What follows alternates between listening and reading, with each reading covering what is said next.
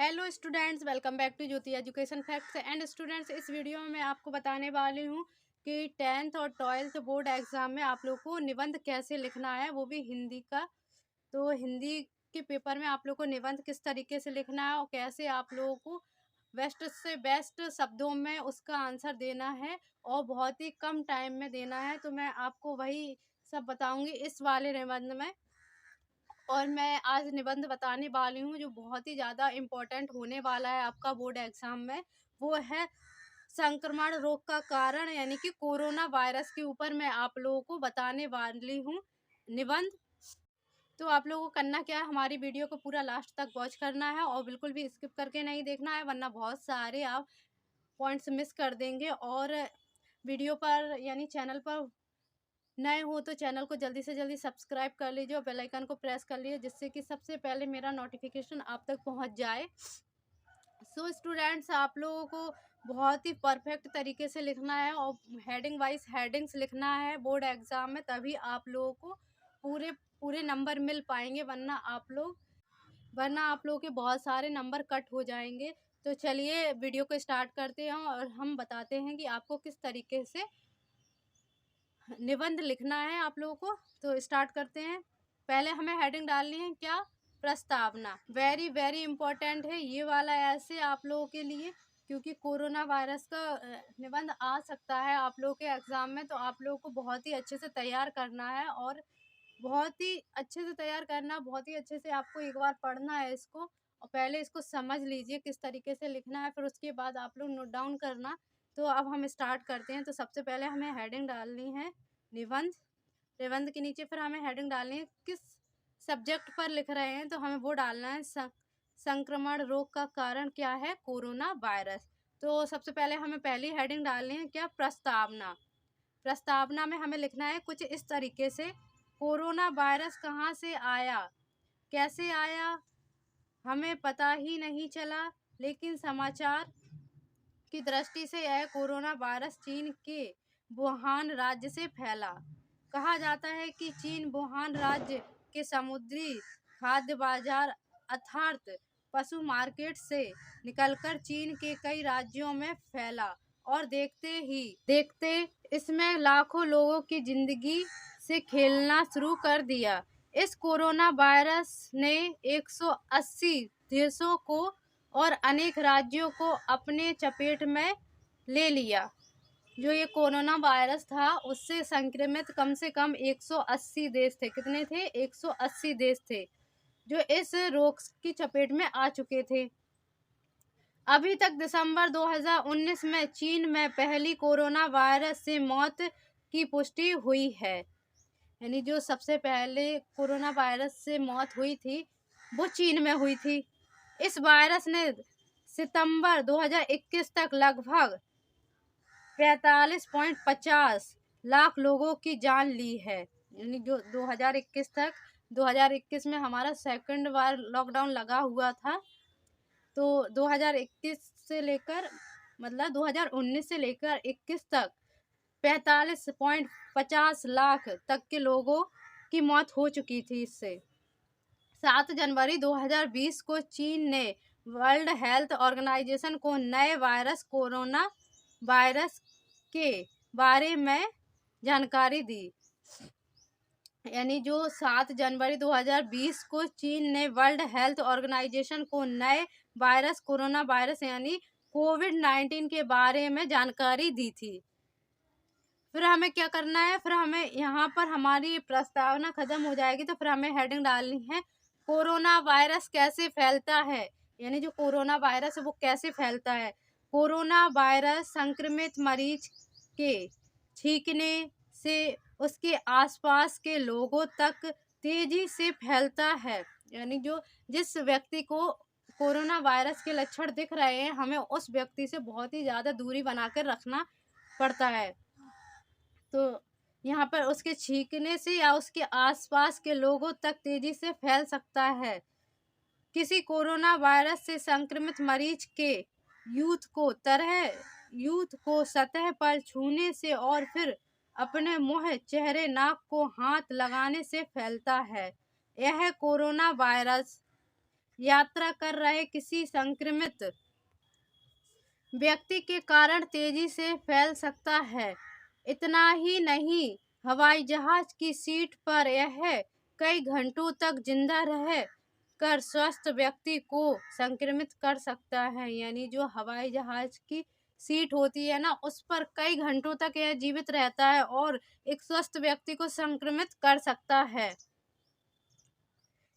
एक corona virus से संक्रमित व्यक्ति हजारों लोग यानी एक जो कोरोना वायरस से संक्रमित व्यक्ति है वो हजारों लोगों को संक्रमित कर सकता है। कोरोना वायरस मनुष्य के शरीर में बिना कई लक्षण दिखाए 14 दिन तक एक्टिव रहता है। यानी जो कोरोना वायरस है वो व्यक्ति के अंदर 14 दिन तक एक्टिव रहता है और कोई भी लक्षण नहीं दिखते इसमें कोरोना के कि इसको कोरोना है। तो हमें यहाँ पर ये कैसे कोरोना वायरस कैसे फैलता है ये लिखने के बाद अब हमें नेक्स्ट हेडिंग डालनी है कोरोना वायरस के लक्षण। यानी जो कोरोना वायरस है इसके लक्षण क्या है, सिम्टम्स क्या है इसके। तेज बुखार, गले में दर्द, खत्म ना होने वाली खांसी। इसमें क्या रहता है, तेज बुखार, गले में दर्द, खत्म ना होने वाली खांसी और सांस लेने में तकलीफ होती है। अंत में यह फेफड़ों को कमजोर बना देता है। जब लगातार हमें खांसी आएगी तो क्या होगा, फेफड़े हमारे कमजोर हो जाएंगे जिससे मरीज को सांस लेने में कठिनाई होती है। जब हमारे फेफड़े कमजोर हो जाएंगे तो हमें सांस लेने में कमजोरी तो होगी। यह शरीर के दूसरे अंगों को भी नाकाम कर देता है और जो शरीर के और भी अंग होते हैं हमारे किडनी गुर्दा वगैरह वो भी हमारा काम करना बंद कर देते हैं जिससे मरीज की मृत्यु हो जाती है। जब हमारा शरीर के एक भी पार्ट ही काम नहीं करेंगे तो फिर क्या होगा, हमारी मृत्यु हो जाएगी। तो इस तरीके से हमें इसके कोरोना वायरस के लक्षण लिखने हैं। फिर हमें नेक्स्ट हेडिंग डालनी है क्या, कोरोना वायरस से बचने के कुछ उपाय। जब हमारे अंदर कोरोना वायरस के लक्षण फैल जाएंगे तो हमें क्या करना है, इससे बचने के कुछ उपाय देखने हैं। तो हम किस तरीके से उपाय लिखने हैं वो देखिए। अब तो हमें कुछ इस तरीके से लिखना है, अपने आप को कोरोना वायरस से बचाने के लिए हमें 20 सेकंड तक बार बार अपने हाथ धोने चाहिए। जो हमारे हाथ हैं हमें उनको कितने सेकंड तक धोना चाहिए, 20 सेकंड तक बार बार धोना चाहिए।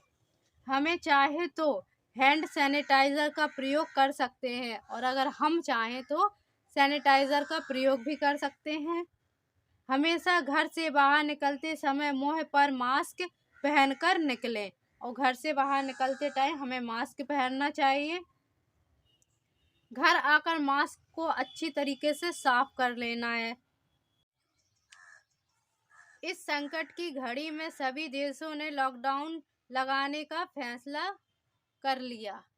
जब हमें इस वायरस से बचना है तो सभी देशों ने क्या किया, अपना अपना प्रस्ताव रखा और फिर क्या हुआ, सभी ने अपना अपना सजेशन दिया और फिर उसके बाद सरकार ने उसे शीघ्र ही लागू कर दिया, जो इस समय सही उपाय है।